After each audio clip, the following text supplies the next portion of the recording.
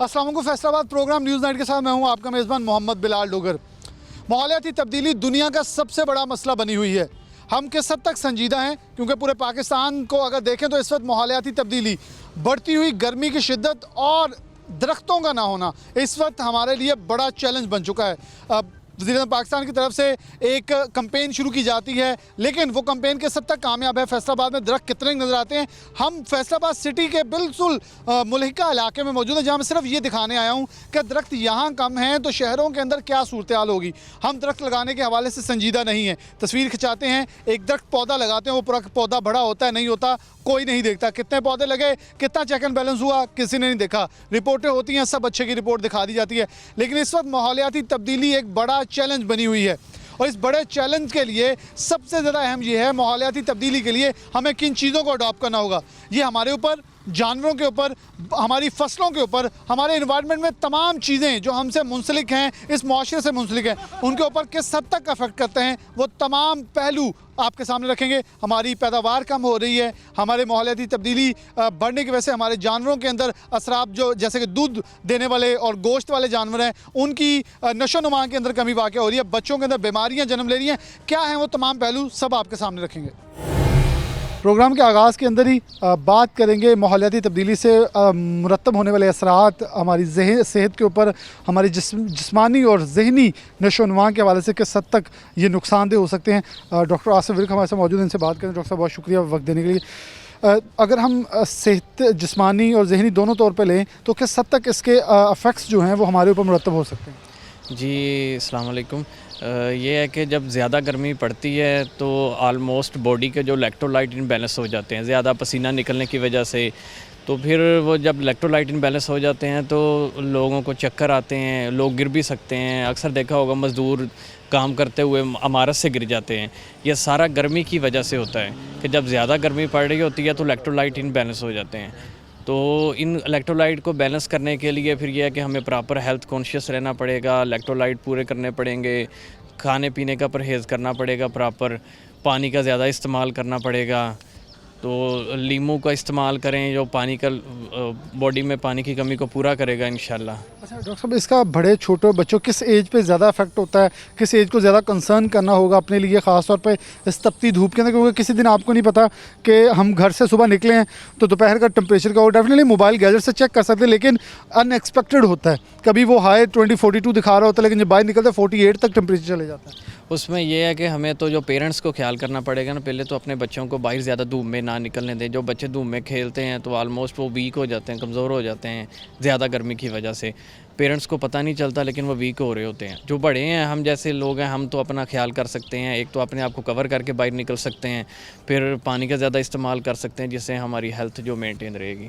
बहुत शुक्रिया। डॉक्टर साहब मौजूद थे प्रोग्राम के आगाज़ के अंदर, क्योंकि इनिशियल जो टॉपिक था उसे थोड़ा सा एलैबोरेट करने के लिए डॉक्टर साहब ने हमें बताया कि ये किस हद तक इंसानी जानों के ऊपर ख़तरनाक साबित हो सकते हैं। ख़ास तौर पर इसके साथ साथ हैवानात, दरख्त और इसके अलावा जितने भी वो चीज़ें जो जिसके मुताबिक दीन इस्लाम के मुताबिक, या हमारे मुताबिक, या साइंस के मुताबिक जो ज़िंदा हैं, जो बढ़ती हैं, फूलती हैं, फलती हैं, उनके ऊपर किस हद तक इसके असरात मुरतब होते हैं, हमारी खेतियों के ऊपर किस हद तक असरात मुरतब होते हैं। प्रोग्राम में तफसील के साथ आपको आगे लिए चलते हैं। हमारे साथ हाजी गुलजार मौजूद हैं, जो कि चेयरमैन भी हैं Faisalabad chamber of commerce and industries की सीड कमेटी के। बहुत अहम ये शोबा है, लेकिन जब भी हम इसकी बात करें एनवायरनमेंट की, तो हमारे बीज, हमारा एनवायरनमेंट, हमारी फसलें, ये ज़रूर साथ शामिल होती हैं। और ख़ास तौर पर जनरली हमारे जो पौधे, हमारी सड़कें जो हैं, वो भी शाहराहें शामिल होती हैं। हाई साहब बहुत शुक्रिया वक्त देने के लिए। हाई साहब, कैसे देखते हैं कि अगर देखें तो सड़कों के ऊपर इस वक्त धूप का जो शिद्दत है वो बढ़ती चली जा रही है, गर्मी की शिद्दत में इजाफा हो रहा है, हमें दरख्त कहीं कहीं मिल रहे हैं, हम गाड़ियाँ, मोटरसाइकिल लगाने के लिए, खड़े होने के लिए दरख्त ढूंढते हैं, और पहले दरख्तों की भरमार होती थी।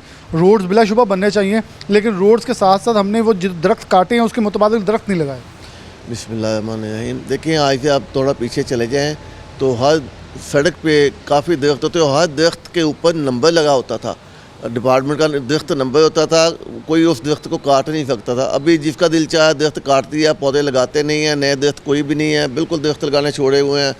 आप कहीं देख लें, ये शो होता है कि डीसी साहब जनाब पौधा लगा रहे हैं, वो पौधा लगाया है उन्होंने, वो बाद में पता नहीं वो चला भी या नहीं चला, उन्होंने बाद में वो देखना भी नहीं है। हालांकि उसकी निगरानी होनी चाहिए, सड़कों पे ज़्यादा से ज़्यादा दरख्त लगने चाहिए ताकि ऑक्सीजन ज़्यादा हो और गर्मी जो है ये भी कम हो। गर्मी इसी वजह से कम होगी, एसी में बैठ के गर्मी कम नहीं होनी। सड़कों में हर बंदे को अपने घर के आगे 2-3 पौधे लगाने चाहिए, फिर उनकी परवरिश करनी चाहिए ताकि वो बढ़ के पूरे दरख्त बन जाए, ताकि वो आपके लिए ही हैं, वो किसी के लिए नहीं। वो आपको ज़्यादा फैसिलिटी देंगे, आपको ताज़ी हवा देंगे, सब कुछ देंगे, मगर यहाँ लोगों ने बिल्कुल ही छोड़ दिया। महकमे भी जो है वो भी बिल्कुल स्लीपिंग मूड में है, देखते नहीं है कहीं को दरख्त है जो काट दिया सो काट दिया, जितने कट गए। पहले तो आप दरख्त काट ही नहीं सकते थे। अगर एक दरख्त का आपने काट लिया तो आपके ऊपर पर्चा होता था कि आपने दरख्त क्यों काटा है, मगर अभी किसी को इल्म ही नहीं है। वो कानून ही कहाँ गए, वो बंदे कहाँ गए, समझ से बाहर है। एक बड़ी अहम चीज़ है भाई साहब, जब बीज आप किसी भी चीज़ का बनाते हैं, जब बोते हैं, तो आप उसका एनवायरनमेंट और उसकी सब चीज़ें देखते हैं। यहाँ दरख्त लगाने के लिए हम कभी नहीं देखते। यहाँ हम खजूर लगा देते हैं, हम जो मतलब हमें पता भी नहीं होता इस दरख्त ने यहाँ पैदावार करनी है या नहीं करनी, लेकिन लगा देते हैं कि तस्वीर बन जाएगी या लोगों को दिखाने के लिए। फिर वही दरख्त और वही खजूरें हमारे रोड्स के ऊपर अजाब बने होते हैं। कोई गिर रहा होता है, कोई कहीं आंधी आ गई, किसी गाड़ी के आगे गिर गया। मैंने वही आपको बताया ना, यहाँ सिर्फ शो होता है कि पौधा लगाया, ये नहीं पता कि ये इस पौधे की इन्वायरमेंट यहाँ है, यहाँ ये परवरिश कर सकता है या नहीं। जो सिंध के पौधे वो यहाँ लगा देने हैं, जो यहाँ के पौधे वो KPK में लगा देने, वो चलते ही नहीं है। तो सिर्फ शो होता है कि हमने पौधा लगा दिया जी, देखो जी पौधा लग गया जी, शजे का मुहिम शुरू हो गई। ये गलत है। पौधा हमेशा उसी इलाके का लगाना चाहिए जो उस इलाके में प्रवेश पा सके अच्छी तरह से। बहुत शुक्रिया हाजी गुलजार साहब, हमारे साथ मौजूद थे। राना यूएस मन साहब मौजूद हैं, उनसे बात का आगाज़। राना साहब इधर आ जाएँ हाजी साहब, क्योंकि हमारी तरफ अभी फ्री हैं। राना साहब, हम जब भी फसलें उगाते हैं, इस वक्त हमारा माहौलियाती तब्दीली के मौजू है, और माहौलियाती तब्दीली बड़ी तेज़ी से आ रही है। आपने देखा होगा आज से कुछ साल पहले माहौल ऐसा नहीं था, हमारी फसलें पकने में देर हो रही हैं, सर्दी की जगह गर्मी आ रही, गर्मी की जगह सर्दी जगह ले रही। जहाँ गर्मी आती तो शिद्दत आती है, सर्दी आती तो शिद्दत आ रही, लेकिन हम उसके मुताबिक तैयार नहीं हो रहे। ना दरख्त तैयार कर रहे हैं, ना हम वैसे दरख्त लगा रहे हैं, हमारी गंदगी आलूदगी बढ़ती जा रही। क्या कहेंगे इस पर? जी शुक्रिया 41 का। पहली बात तो ये है कि ये आज ही हुकूमत बदल जाए नहीं, ये सारा सिस्टम ठीक हो जाएगा, आलूदगी ख़त्म हो जाएगी, पोल्यूशन ख़त्म हो जाएगी, सारा निज़ाम ठीक हो जाएगा। बाकी जो आपका सवाल है वो ये है कि ये मौसमी तब्दीली पूरी दुनिया में ही आ रही है। हमारी फसलें जो टाइम पे पकनी थी उनको वो लेट हो रही हैं, कुछ पहले पक रही हैं। ये अल्लाह ताला का निज़ाम है, ये इसमें बंदा तो कुछ नहीं कर सकता। लेकिन जो हुकूमत वक्त होती है उसकी ये ज़िम्मेदारी होती है कि वो इन मामलात को देखे और बेहतर करे। पौधों की जैसे बात हो रही थी, आप कर रहे थे, ये दरख्त पौधे जो होते हैं वो जिस तरह इलाका वाइज इलाका के हिसाब से लगाए जाने चाहिए, वो ही होते हैं उस ज़मीन में। एक दरख्त है, सेब का दरख्त है, वो सेब के इलाका में होगा, वो स्वात में होगा, वो फैसलाबाद में नहीं होगा। ना आपने कुछ देखा होगा। हुकूमत ने जितना दरख्त लगाया है, मुझे तो कोई नज़र नहीं आ रहा कि जो जिसके साए के नीचे आप बैठ सकें या वो आगे बड़ा हो या जब उसकी पैदावार बड़ी हो। लेकिन उस पर जो करप्शन हो गई है दरख्तों पे, पौधों पे, इस पोल्यूशन के नाम से, इस आलूदगी के नाम पे जितनी करप्शन हुई है दरख्तों के नाम पे, वो मेरा ख्याल आज तक 70 साल की पाकिस्तान 73 साल हो गए हैं बने हुए, वो इतनी करप्शन नहीं हुई जो इन्होंने दरख्तों के नाम पे की है। इसी चैम्बर में ज़रदाई गुल आई थी जो एनवायरनमेंट की मिनिस्टर हैं, वो एक पौधा लगा के गई थी तो वो सूख गया था। मैंने उनको ये कहा था कि जब तक इसमें करप्शन ख़त्म नहीं होगी, जब तक ये पौधे नहीं होंगे। वो इस्लामाबाद से चल के फैसलाबाद आई थी, ये जितने दरख्त लगे हुए हैं, मैंने कहा ये पाकिस्तान मुस्लिम लीग की हुकूमतों ने लगाए हुए हैं। ये साया जो है, ये जो दरख्त हैं, ये नहर के इर्द गिर्द इस्लामाबाद से चल के यहाँ तक लाखों करोड़ों दरख्त आपको नज़र आए हैं। ये PTI ने नहीं लगाए, ये मुस्लिम लीग की हुकूमतों ने लगाए हैं, जो हमारी हुकूमतें पहले रही हैं।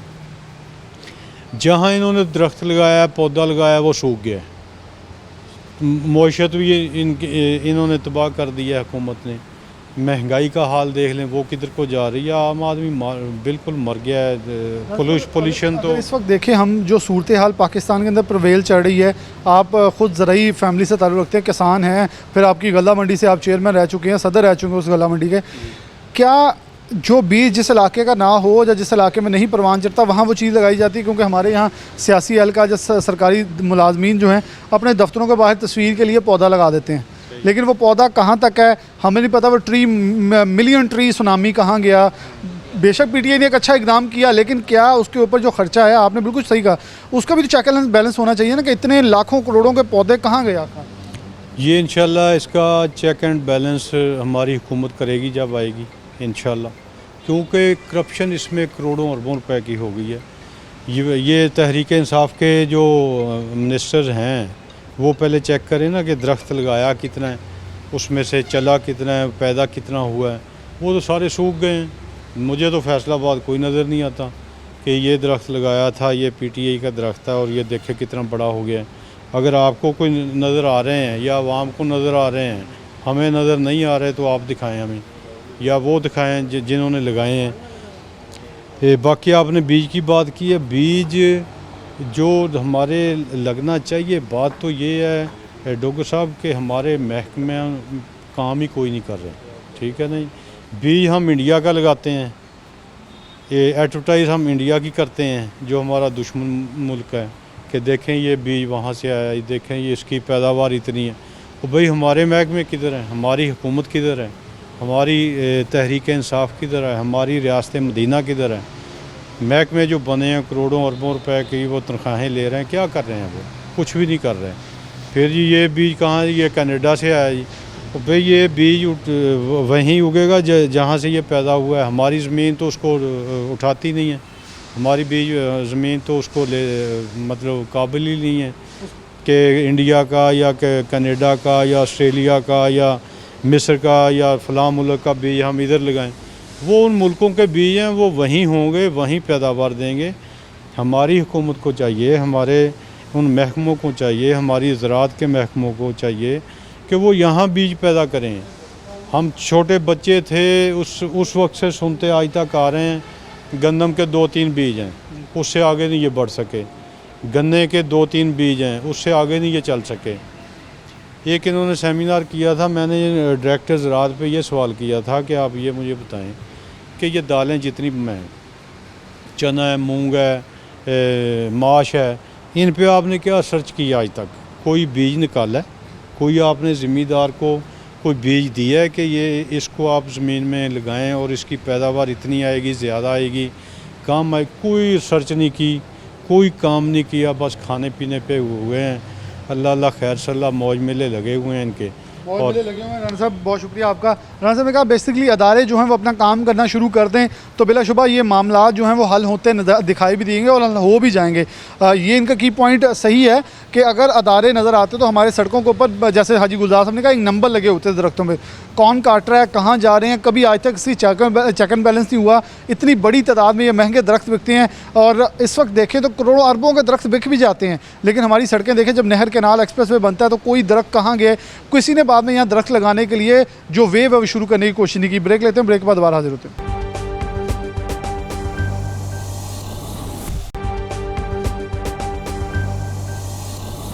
वेलकम बैक नाज़रीन, दोबारा से प्रोग्राम के अंदर खुशामदीद कहते हैं। बहुत ही अहम, बहुत ही क्रूशल टॉपिक है कि इस वक्त एनवायरनमेंट चेंज के ऊपर पूरी दुनिया चीख भी रही है, चला भी रही है, एहतजाज सब कुछ होता है, लेकिन पाकिस्तान के अंदर जहाँ क्लाइमेट चेंज की बात करें तो आलूदगी और गर्दो गुबार में हम वैसे सर फहरिस्त नंबरों की जो ममालिक की फ़हरिस्त है उसके अंदर शामिल हो जाते हैं। लेकिन इस वक्त फैसलाबाद की सबसे बड़ी जामिया, बल्कि एशिया की बड़ी जामिया ज़रूरी यूनिवर्सिटी फैसलाबाद के अंदर मौजूद हैं, जहाँ हमारे साथ जो हैं डिपार्टमेंट ऑफ एनवायरनमेंट एग्रोनॉमी के जो प्रोफेसर हमारे साथ मौजूद हैं। सबसे पहले डॉक्टर अशफाक चट्टा साहब मौजूद हैं जो कि प्रोफेसर हैं, उनके साथ डॉक्टर खालिद साहब असिस्टेंट प्रोफेसर हैं, एसोसिएट प्रोफेसर हैं, वो भी हमारे साथ मौजूद हैं।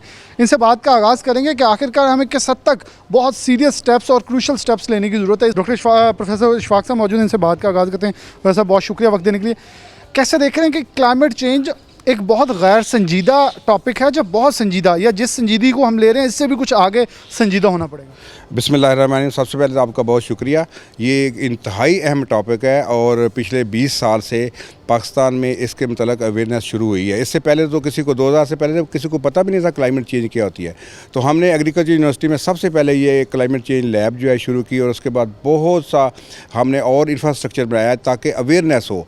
अब हम अल्लाह का फजल है कि हम अब अवेयरनेस स्टेज से काफ़ी आगे हैं और हमने KPK में, हमने सूबा सिंध में, हर जगह पे क्लाइमेट चेंज के सेंटर बनाए हैं। जैसे आप बात कर रहे थे, हमें ये अब इसको बहुत सीरियस लेना चाहिए। ये हमारा अब इब्तदाइया नहीं है, बल्कि हम अब इसके मिड स्टेज पे हैं।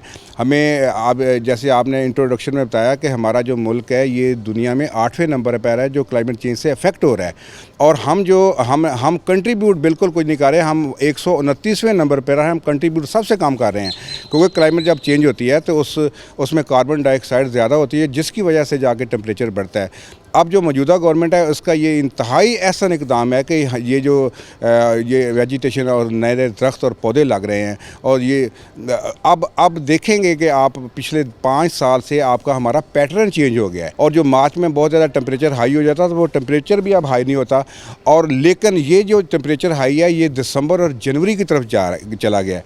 तो इसके लिए हमें नई फसलें और उसके मुताबिक तरीक़ाकार हमने कैसे करना है वो हमें सारा कुछ सोचना चाहिए। सिर्फ फसलें नहीं बल्कि उसके मतलब लाइफ स्टॉक जो है उसका भी हमें दोबारा सोचना पड़ेगा। सबसे बड़ा आपका कीमती पॉइंट है कि सिर्फ क्लाइमेट चेंज से हम लोग अफेक्ट नहीं हो रहे, हमारा माशरा अफेक्ट नहीं हो रहा, बल्कि आप देखें चरिंद परिंद खासतौर पे हमारे जानवर जो है दूध देने के हवाले से उनकी बहुत ऊंच नीच आ गई है, और सबसे हमारी फसलें डिस्टर्ब हो गई हैं। हमें ये पता नहीं चल रहा हमारी कपास की फसल ने कब पैदावार देनी है, हमारी गंदम की फसल लेट तैयार हो रही है, अगेती की फसलें जो हैं वो पछेती की तरफ जा रही हैं, और इस वजह से हम उसको अभी भी उस तरह, हमारा किसान भी उस तरह से इल्डट्रेट है कि उसे पता चले कि इस फसल को अब थोड़ा आगे करना है या पीछे करना है। बहुत सारी चीज़ें इस पे होना है। बिल्कुल आपकी बात सही है। मैं यहाँ पे ये ऐड कर दूँ कि हमने पिछले 2 साल में इसमें ज़बरदस्त एग्रीकल्चर यूनिवर्सिटी में काम किया, और हमने एग्रो इकोलॉजिकल जोन्स नए डेवलप किए हैं। उसकी वजह ये थी कि जहाँ पे शुगर केन ग्रो करना है वहाँ पे शुगर केन ग्रो किया जाए, जहाँ पे मूंजी हमने ग्रो करनी है वहाँ पे मूंजी ग्रो कीजिए। क्यों हर जगह पर हम शुगर केन और काटन, आपने बात किया, काटन हमारी 15 मिलियन बेल होती थी। 15 मिलियन बेल का मतलब है 15 बिलियन US$। अब वो 7 बिलियन कम हुए हैं, तो उसका मतलब है 7 बिलियन US$ हमारी इकॉनमी से कम हो गए हैं पर ईयर। तो आप देखें जब बाकी फसलें, अल्लाह का शुक्र है कि क्लाइमेट चेंज के बावजूद बाकी 5 फसलें जो हैं उनकी बड़ी अच्छी पैदावार हुई है, लेकिन हमें काटन की तरफ तवज्जो, हमारी जो मेन एक्सपोर्ट है वो है ही काटन होती थी, तो उसकी तरफ तवज्जो देनी चाहिए। अल्लाह का शुक्र है राइस जो है वो बेहतर है। पिछले 2 साल में पाकिस्तान में $3 अरब की राइस जो है ना, चावल हमने बाहर भेजा है। इसके बावजूद क्लाइमेट चेंज के ऊपर बहुत ज़्यादा काम करने की ज़रूरत है, हमें दरख्त लगाने की ज़रूरत है, हमें नई फसलें लेके आने की ज़रूरत है, नई फसलों का इंट्रोडक्शन, और साथ साथ वो जानवर जो ज़्यादा गर्मी को बर्दाश्त कर सकते हों और अपनी उनकी पैदावार कम ना हो, इसके लिए हमें ज़रूरत है, ये काम करने की हमें ज़रूरत है। एक बल्कि आखिरी सवाल आपसे ये करना चाहूँगा कि इस वक्त अगर हम चल जाएँ डॉक्टर साहब की तरफ, मैं बढ़ चलें डॉक्टर साहब खालिद साहब की उनकी तरफ बढ़ूँगा। डॉक्टर साहब इस वक्त अगर देखें तो डॉक्टर साहब ने जैसे कहा, क्योंकि अगर हम ऑस्ट्रेलियन नस्ल ब्रीड और जिसे हम न्यू जर्सी ब्रीड कहते हैं वो लेके पाकिस्तान आते हैं गाय के अंदर, तो वो इतनी ज़्यादा, जिसे हम पंजाबी में करकना शुरू कर देती है, उसके ऊपर इतनी हीट आती है कि उसकी दूध की पैदावार डिस्टर्ब हो जाती है, और ना इस पैदावार के अंदर हम अपने बहुत सारे जानवर जो हैं वो अफेक्ट कर रहे हैं। ब्रायलर मुर्गी देखें इस वक्त किस हाई प्राइसेस पे चल गई है। इन सब के ऊपर किस हद तक आप समझते हैं कि एनवायरनमेंट चेंजेस का फ़र्क और असर पड़ता है? देखें हम जब भी बात करते हैं, ये जो क्लाइमेट चेंज है ये एक चीज़ पे इफ़ेक्ट नहीं कर रहा, ये दुनिया के अंदर, और बिलखसूस हम अगर अपने मुल्क की बात करें तो जो भी ज़िंदा चीज़ है उस पे इसका इफ़ेक्ट है। और सबसे ज़्यादा चूँकि हमारे एग्रीकल्चर में 2 चीज़ों का शेयर है, एक क्रॉप्स का है, एक एनिमल्स का है। अगर आप बाहर से ब्रीड मंगवाते हैं, ज़रूरी नहीं कि वो ब्रीड यहाँ कामयाब हो। सबसे बुनियादी जो ज़रूरत है, जो कि यहाँ हम काम भी कर रहे हैं उस पर, कि जो लोकल ब्रीड है उसमें कोई ऐसी खसूसियात हम डेवलप करें ब्रीडिंग के ज़रिए जो कि उसको इस इन्वायरमेंट में उसकी प्रोडक्शन को इफ़ेक्ट ना कर सकें। मैं मिसाल दूंगा कि अगर टेम्परेचर आपका इंक्रीज़ हो रहा है तो उस इंक्रीज़ टेम्परेचर का इफ़ेक्ट जो उसकी प्रोडक्शन पे आ रहा है वो ना आ सके। ये सिर्फ एक तरीका है कि हम इसको कहते हैं कि हीट रेजिस्टेंट जो ब्रीड्स हैं जो कि एनिमल्स के अंदर, वो इंट्रोड्यूस कराई, हम कर रहे हैं यहाँ काम उस पर। और दूसरा हीट रेजिस्टेंट आपकी जो वैरायटीज़ हैं वो जब आएंगी तो हम कहते हैं कि ये अडेप्टेशन है। ये जो क्लाइमेट चेंज से जो टेम्परेचर आपका इंक्रीज़ कर रहा है उसको, वो आपकी जो क्रॉप है वो हाई टेम्परेचर को सस्टेन करेगी और उसके प्रोडक्शन के ऊपर जो नेगेटिव इम्पैक्ट है वो नहीं होगा। एक बड़ा अहम सवाल जो मेरे जहन में उस वक्त का है, मैंने वो ज़रूर पूरा प्रोग्राम में सोचा था मैं पूछना मस्ट है एक एनवायरमेंटल एक्सपर्ट से। हम पौधा लगाते हैं, मूव शुरू होती है वज़ीर-ए-आज़म की तरफ से, बिलाशुबा वो सही मूव चला रहे होंगे, लेकिन नीचे सतह पे आके हमारे सरकारी अफसरान, हमारे सियासी लोग तस्वीर खिंचवाते हैं। वो पौधे को कल कोई भी नहीं देखता। बहुत सारे हमने ऐसी जगह देखी जहाँ पौधे का नामो निशान ही बाद में। क्या ये इस वक्त मूव्स को बहुत नॉन सीरियस लेने का टाइम है? असल जो ये सबसे पहली बात मैं ये करूँगा, ये बहुत ही अच्छी कैंपेन है। पर इसको चैनलाइज करने की ज़रूरत है। आपको पौधा वहाँ लगाना चाहिए जहाँ पौधा लगाने की ज़रूरत है। ये सिर्फ तस्वीर खिंचवाना और इसको मीन पब्लिकली या अपने बेनिफिट के लिए यूज़ करना, इसके लिए ये कैंपेन शुरू ही नहीं थी की गई। इसके लिए सबसे अच्छा तरीका ये होता है कि आप वो जगह मुख्तस करें जहाँ आपकी प्लांटेशन का कुछ फ़ायदा हो। और दूसरी चीज़ मैं यहाँ आपको ये बताना पसंद करूँगा कि सबसे ज़्यादा अहम चीज़ इसमें है सिलेक्शन ऑफ प्लांट, कौन सा पौधा लगाना है। अगर आप ऐसा पौधा लगाते हैं जिसकी कोई अहमियत ही नहीं है और हाई वो आपका पानी जो है उसको आप टेक करता है, तो उसका कोई फ़ायदा नहीं। आपको ऐसे पौधे लगाने चाहिए जिनकी वाटर रिक्वायरमेंट कम हो और उनका at the and later stages पे आपको कुछ फ़ायदा हो सके, तो वही पौधा लगाना और जगह मुख्तस होनी चाहिए कि जहाँ ये सस्टेन कर सके, तो तभी इसका इफ़ेक्ट इन्वायरमेंट पे आएगा। जितनी ज़्यादा प्लांटेशन लगाएंगे, अगर आप 2 पौधे लगाते हैं, 10 पौधे जो हैं वो ऐसी जगह पे होते हैं, 10 पौधे आप लगाते हैं, वो 10 ऐसी जगह पे लगे होते हैं कि वो अगले दिन वो पौधे आपको नज़र ही नहीं आते। तो ऐसी प्लांटेशन कैंपेन का कोई फ़ायदा नहीं। आप इसको चैनलाइज करेंगे और सिलेक्शन ऑफ कल्टीवर से लेके वो आप जगह मुख्तस करें जहाँ लगाना है, और उसका फिर आपको पता होना चाहिए कि इसकी रिक्वायरमेंट कितनी है, इसका आउटपुट जो आएगा तो उसका हम पे क्या इम्पैक्ट आएगा या कैसे। हाँ जी, डॉक्टर फाज साहब मौजूद हैं, डॉक्टर फाज रसूल साहब। डॉक्टर साहब बहुत शुक्रिया। आपसे जो मेरा सवाल है वो ये है कि जैसे डॉक्टर साहब अभी बता रहे थे खालिद साहब कि ज़मीन के ऊपर पौधा लगा दिया, हमें ये नहीं पता कि ये आम का है, ये मतलब किस भी फल का या नॉर्मल एक दरख्त है, हम ज़मीन भी चेक किए बगैर, इवन नीचे हमारे उसके मिट्टी के नीचे कुछ हार्ड लेन हो हम उसके ऊपर लगा देते हैं, सिर्फ ये तस्वीर बनाना है, उसके बाद वो पौधा क्या। इस वक्त क्या हमारा जो फैसला ये तो है एग्रीकल्चर यूनिवर्सिटी जो इन्वायरमेंट डिपार्टमेंट, लेकिन क्या इन्वायरमेंट डिपार्टमेंट को जगह एलोकेशन नहीं करनी चाहिए कि देखें आज हम हर कोई, मैं अपनी गाड़ी खड़ी करके आया तो मैं भी छाँव तलाश कर रहा था, लेकिन जब ये मौसम चेंज होगा हम सब उन दरख्तों को भूल जाएंगे कि इनकी छाँव की ज़रूरत है या नहीं है। जी थैंक यू। आपने मुहावरा सुना कि जो बोओगे वो काटोगे, ठीक है। तो इसलिए जिस चीज़ का बीज लगा रहे हैं, अब आम की गुठली अच्छी खासी बड़ी होती है, अब आजकल आम का सीज़न है, तो जहाँ जहाँ पे आमों की गुठलियाँ हैं तो उसको कलेक्ट करके तो हम इसकी प्लांटेशन कर सकते हैं। तो फ्रूट ट्रीज़ जो है उसको गवर्नमेंट का भी प्लान है कि वो इसको प्रमोट कर रही है। तो गवर्नमेंट का एक ये भी प्लान है कि मोटरवेज़ के साथ साथ जो है ना इस तरह के एवेन्यूज़ बनाए जाएँ कि 50-50 किलोमीटर का एक पैच जो है ना वो बनाया जाए कि ये मैंगो के ट्रीज़ जो हैं 50 किलोमीटर पे लगा दें, अगले 50 पे जो एरिया उसके करीब है, जैसे मुल्तान के पास जो है वहाँ पे मैंगो के ट्रीज़ लगा देंगे साथ मोटरवे के साथ। इसी तरह लाहौर के साथ अगर ये शरकपुर वाली जो मोटरवे है यहाँ पे अमरूद बड़े अच्छे लग सकते हैं, सरगोदा के साथ जो है सिट्रस के प्लांट लग सकते हैं, किन्नू के जो बागात हैं। इसी तरह जो आगे सखर तक जा रही उसके साथ जो है ना वो खजूरों की प्लांटेशन, तो ये इतना बहुत सारा रेवेन्यू भी इकट्ठा होगा और इसको मैनेज करना। फर्टाइल लैंड भी ये नहीं है कि कमी है, हमारे पास तो फर्टाइल लैंड की एक बहार है, अगर उसको यूटिलाइज़ करें तो बहुत सारा फ़ायदा लिया जा सकता है। बिल्कुल, और ये जो 1 करोड़ नौकरियों वाली बात है ना, उनको अगर पौधों पे लगा दिया जाए ना तो ये 1 करोड़ नौकरियाँ वाकई इस तरीके से पैदा भी हो सकती हैं। तो ये बहुत अच्छा एक प्रपोजल है, इसको गवर्नमेंट जो है ना इसको। फैसलाबाद की हम बात पे करेंगे, एक आखिरी क्योंकि टाइम यहाँ शॉर्ट है, एक फैसलाबाद में अगर कोई लोग जो भी मूव कर रहे हैं उनके लिए आगाही है कि वो अगर पौधा लगाना चाहिए तो फैसलाबाद के कौन से दरख्त या कौन से फलदार के बगैर, चलो डॉक्टर साहब कह रहे हैं, डॉक्टर साहब से क्वेश्चन कर लेते हैं, कौन से फलदार या फल के बगैर वाले कौन से दरख्त लगाए जाएँ कि वो ज़्यादा फ्रूटफुल होंगे। मेरे दोनों दोस्तों ने बहुत अच्छी बातें की हैं, लेकिन मैं आपको ये बता दूं कि पौधे की कामयाबी उस पर डिपेंड करती है कि कौन से एग्रोइकोलॉजिकल जोन में वो पौधा होता है। हमारे पास यहाँ पे बकायन, हमारे पास यहाँ पे दरेक, हमारे पास यहाँ पे नीम, हमारे पास हमारा इंडिजिनस जो है पीपल है और बोर्ड है, और ये शीशम जो है ये हमारे पास था, ये हमारे पास तूत है। ये वो पौधे, बेरी ऐसी चीज़ है कि जो इंतहाई हार्डी है, जहाँ पे पानी भी ना हो वहाँ पे साल्ट बेशक ज़्यादा अकोमोलेट हो तो बेर वहाँ पे हो सकता है। तो अमरूद जो है, जैसे डॉक्टर फाज साहब ने कहा, अमरूद और इनके अपने अपने एरियाज़ हैं।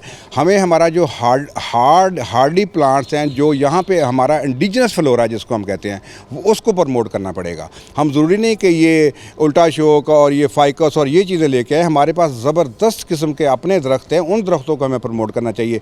जो एक दफ़ा लग जाएंगे दोबारा उनको लगाने की ज़रूरत पेश नहीं आती है, वो खुद ब खुद परवान चढ़ते जाते हैं। डॉक्टर साहब की बात को आगे लेके चलूँगा।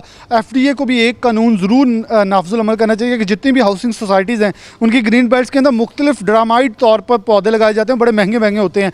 अगर उनकी जगह कुछ ऐसे दरख्त लगाए जाएँ जो कि छाँवदार और मौसम को हमवार कर सके, जैसे कि हम जब भी अपनी फैसलाबाद जो जिसे बाग जनाब रोड कहते हैं, जो एग्रीकल्चर यूनिवर्सिटी में आते हैं, तो यहाँ टेम्परेचर लो होता है। क्यों? यहाँ वो दरख्त लगाए गए हैं जो कि मौसम को बेहतर करने के लिए काम आते हैं, कारामद साबित होते हैं। वो नहीं लगाए जाते सिर्फ डेकोरेशन के तौर पर।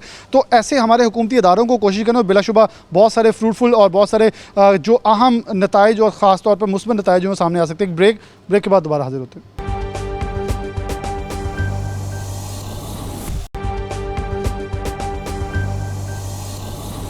वेलकम बैक नाज़रीन, दोबारा से प्रोग्राम के अंदर खुशामदीद कहते हैं। हम इस वक्त चिल्ड्रन हॉस्पिटल फैसलाबाद के अंदर पहुंचे हैं। तो अब धूप की शिद्दत भी इजाफा हो रहा है, गर्मी की शिद्दत भी, इसी दौरान पेपर भी होने हैं और बच्चों ने पेपरों की तैयारी के दौरान जहन के ऊपर असरात भी मुरतब होंगे, क्योंकि थोड़ा स्ट्रेस भी लेते हैं, तैयारी के ऊपर थोड़ा जोर भी लगता है।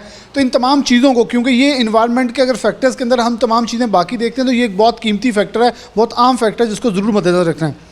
MS children hospital Faisalabad doctor Habib Bhuttar हमारे साथ मौजूद हैं। इनसे बात का आगाज़ करते हैं। डॉक्टर साहब बहुत शुक्रिया वक्त देने के लिए।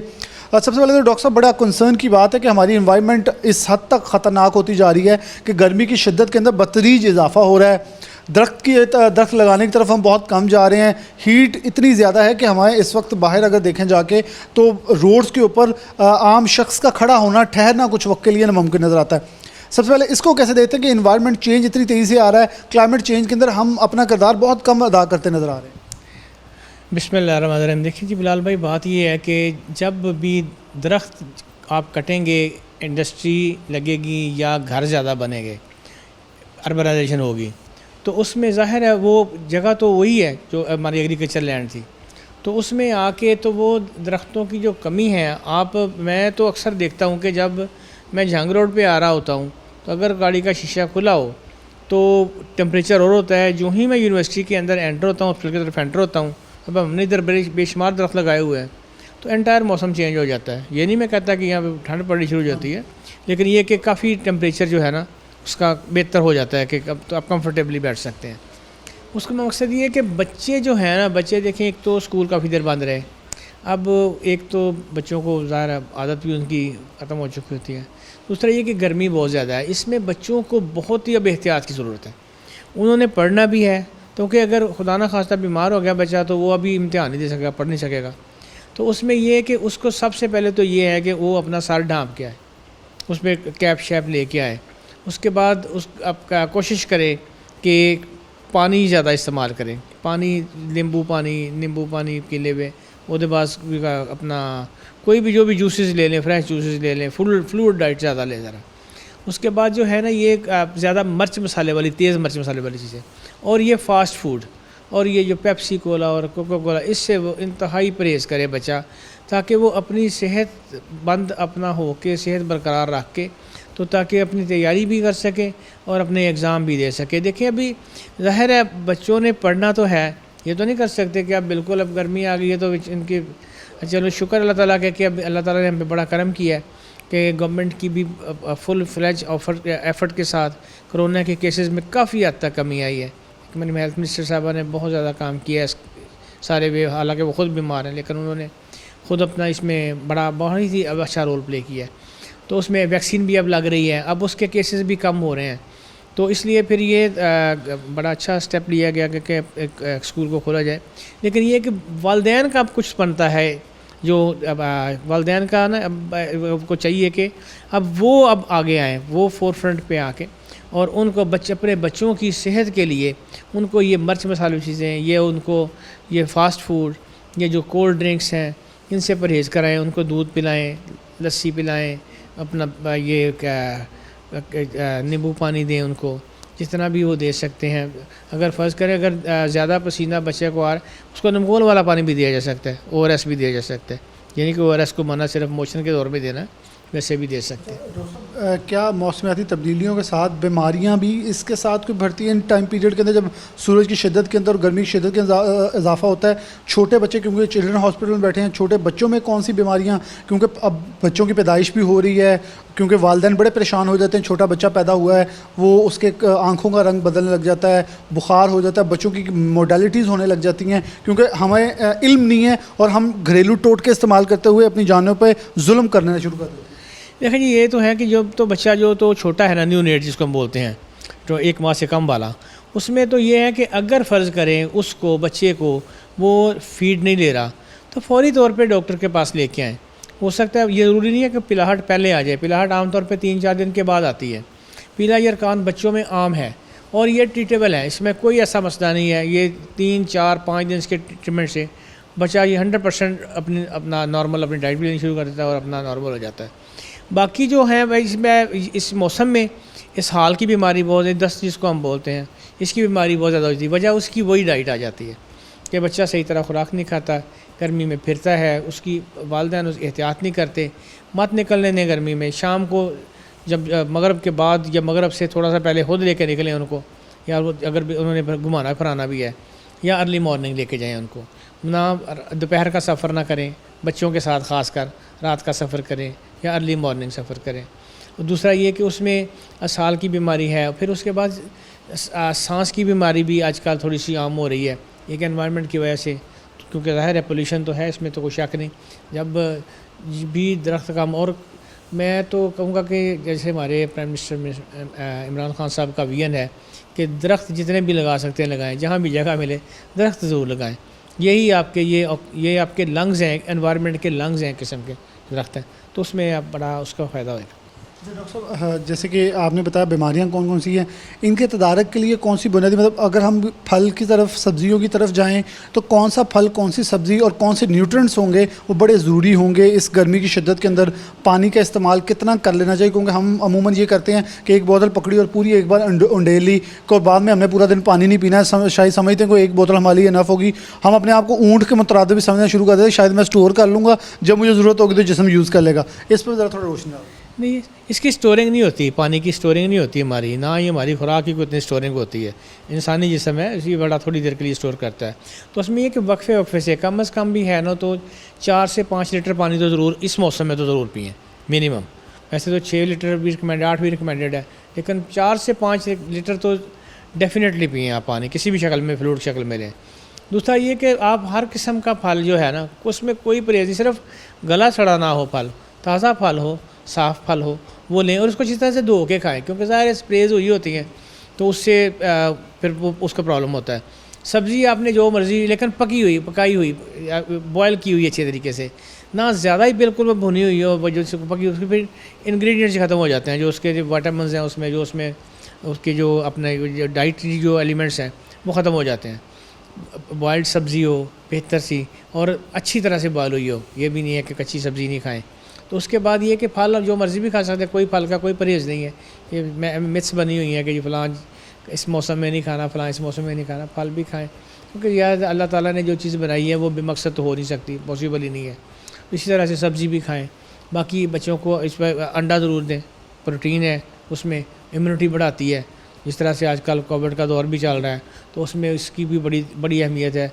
दूध ज़रूर दें बच्चों को, दूध बच्चों के लिए बहुत ज़रूरी है। गोश्त के ऊपर मीट, मटन, बीफ कौन सा इसका नॉर्मली यूज़ कर सकते हैं, क्वांटिटी के हिसाब से यूज़ कर, क्योंकि अमूमन हम लोग अपने तौर पर यूज़ करते रहते हैं, फिर कोलेस्ट्रॉल ऊपर चले जाता है, बहुत सारी चीज़ें इसके ऊपर हमारी, और कोलेस्ट्रॉल बढ़ने से डेफिनेटली हमारी जो गर्मी की शिद्दत और वो हमें प्यास है उसकी तरफ हम बढ़ना शुरू कर देते हैं। लेकिन वो बिलाल साहब बात ये कि excess of everything is bad. जो ज़्यादती है ना वो तो किसी चीज़ की भी बुरी है। वो तो आप जो भी चीज़, पानी भी ज़्यादा लेंगे तो वो प्रॉब्लम पैदा करेगा। तो गोश्त ये कि उसमें सब्ज़ी में मिला के खाएं, वैसे भी खाएं। वो कोई ये नहीं है कि आपने ज़रूरी वो कोई किलो ही भून के खाना है, थोड़ा थोड़ा करके उसको खाएं, एक आध बोटी ले लें।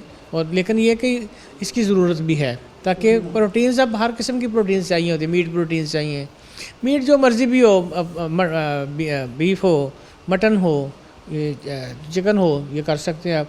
अंडे में प्रोटीन्स हैं, दालों में प्रोटीन्स हैं, दालें खाएं, उसमें बस सब फलों में सारों में है, उस ज़्यादा दूध में है, इस तरह करें। बहुत शुक्रिया। डॉक्टर हबीब भुट्टो मौजूद थे। मकसद ये था, जो क्वेश्चन मेरे तक पहुंचे थे मैंने इनके सामने रखे ताकि हमें उनका आंसर मिल सके कि कौन सी चीज़ें कैसे इस्तेमाल करनी है, किस हद तक इस्तेमाल करनी है, उनकी अदादोश, और ख़ास तौर पर उनका तयन करना है कि उनकी क्वांटिटी क्या होनी चाहिए और क्वालिटी क्या। एक उन्होंने बात जो बहुत ख़ास कही कि ताज़ा फलों की तरफ जाएं, ताज़ा सब्जियों की तरफ जाएं, ताकि न्यूट्रिएंट्स अपने पूरे रखें। और मीट आप खाएं लेकिन उसका उतना पोर्शन खाएं जितनी हमें ज़रूरत है, और ख़ास तौर पर ओवर अपने आप को बुकिंग अंदर ना करें, ओवर डोज ना करें, जिसकी वजह से आपका मेटाबॉलिज्म सिस्टम जो है वो जवाब दे जाए, क्योंकि गर्मी की शिद्दत ज़्यादा होने की वजह से एसिडिटी का भी खतरा होता है, तो इसकी वजह से हमें मुश्किलात पैदा हों। और ख़ास तौर पर छोटे बच्चों के हवाले से कोई देसी टोटका इस्तेमाल ना करें। अगर किसी किस्म की भी प्रॉब्लम आती है तो चिल्ड्रन हॉस्पिटल बहुत बड़ा हॉस्पिटल है, यहाँ आप कंसर्न करें, डॉक्टर्स माहिरीन मौजूद हैं, उनसे कंसर्न करें ताकि बच्चा जल्द सेहतियाब होकर अपनी मामूलात ज़िंदगी जो है उसकी तरफ रवां दवा हो सके। तो ये वो चीज़ें थी जो कि सबसे पहले माहौलियाती तब्दीली हमें कितना डिस्टर्ब करी है, उसके ऊपर हमने मुख्तलिफ पर्सपेक्टिव के अंदर लोगों को लिया, यूनिवर्सिटी कॉलेजेस के हवाले से माहिरीन को लिया, हमने chamber of commerce and industries के माहिरीन को लिया, ज़राअत से मुंसलिक लोगों को लिया, ताकि देखें कि इसका असर ज़िंदगी के किन किन शोबे में होता है और हमने किससे इसका तदारक करना है। इसी के साथ प्रोग्राम न्यूज़ नेट से इजाज़त दीजिए। अल्लाह हाफ़िज़।